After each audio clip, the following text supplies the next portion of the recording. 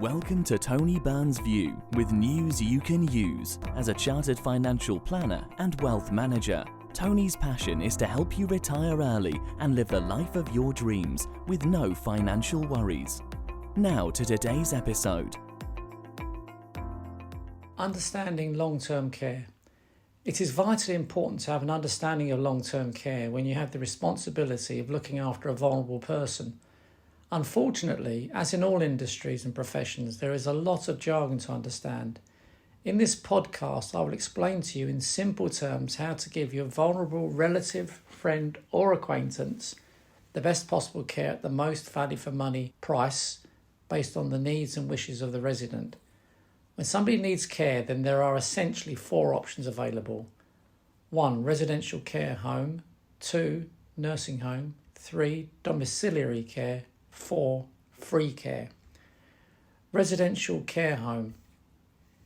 A residential care home provides accommodation and 24-hour personal care and support to the elderly and others who may find it difficult to manage daily life at home. To qualify to stay in such a home, the individual is means tested, which means that if their income and/or capital exceed certain limits, then they may have to pay a proportion of the fees or even 100% of the fees. The carers are not usually NHS nurses and doctors, but trained carers. Residential care funding is provided by the local authority. If the resident has savings of more than $23,500 in England, then they usually have to pay towards their care costs. Eligible income is also taken into account to pay for fees. You can find help on this subject at the moneyhelper.org.uk website on long-term care, family and care means testing and how they work. Nursing home. Nursing homes, which are sometimes referred to as residential nursing homes or care homes with nursing, have qualified nurses and care assistants to provide nursing care in addition to residential care. If the resident qualifies for NHS continuing health care, then both the accommodation and the care are non-means tested and provided for free by the NHS. It is a difficult process to qualify because the resident has to be in constant need of care 24/7 and attended by nurses and doctors. Nevertheless, it is critical to understand that care can be 100% free of charge on the NHS. Domiciliary care. Domiciliary care is the range of services put in place to support an individual in their own home and is available to those that require additional support with day-to-day household tasks, personal care, or any other activity that allows them to maintain their quality of life and independent living. Such care may be provided either privately or by the local authority. Free care. Free care is usually care provided by relatives of the vulnerable person in their own home or in the home of their carers. Financing care costs. There are numerous ways to fund care costs, so it is very important to do your research and/or take advice from a professional. There are a number of charities such as Age Concern which will give you free advice. You can ask the local authority for free advice too. You can conduct your own research. If seeking advice from a financial advisor, you should look for one who is a SOLA accredited member. SOLA is the Society of Later Life Advisors, and their website can be found at societyoflaterlifeadvisors.co.uk.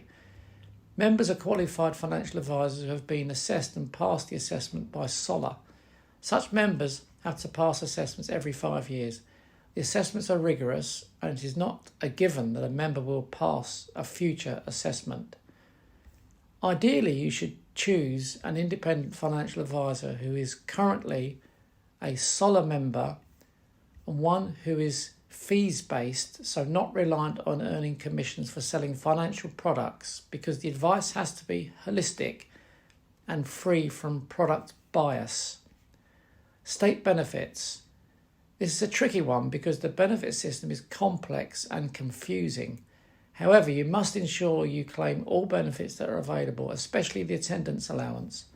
Some benefits are means tested and some are not. Best to take advice from the SOLA certified independent financial advisor and/or a charity or your local authority if you're unsure. Legal documentation. Ideally, a person needing care already has an up-to-date will in place, both types of lasting power of attorney, or at least an enduring power of attorney, and possibly an advanced directive or living will.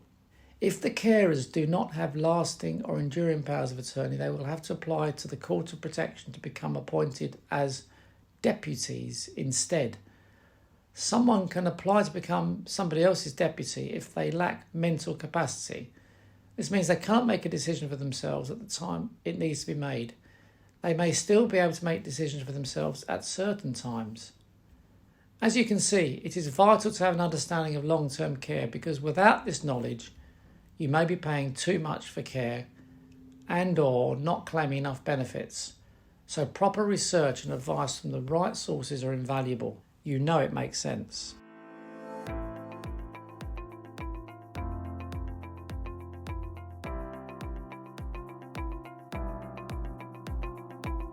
Thank you for listening to today's episode. If you enjoyed it, don't forget to share it with your friends and family. For more information, head to www.wealthandtax.co.uk.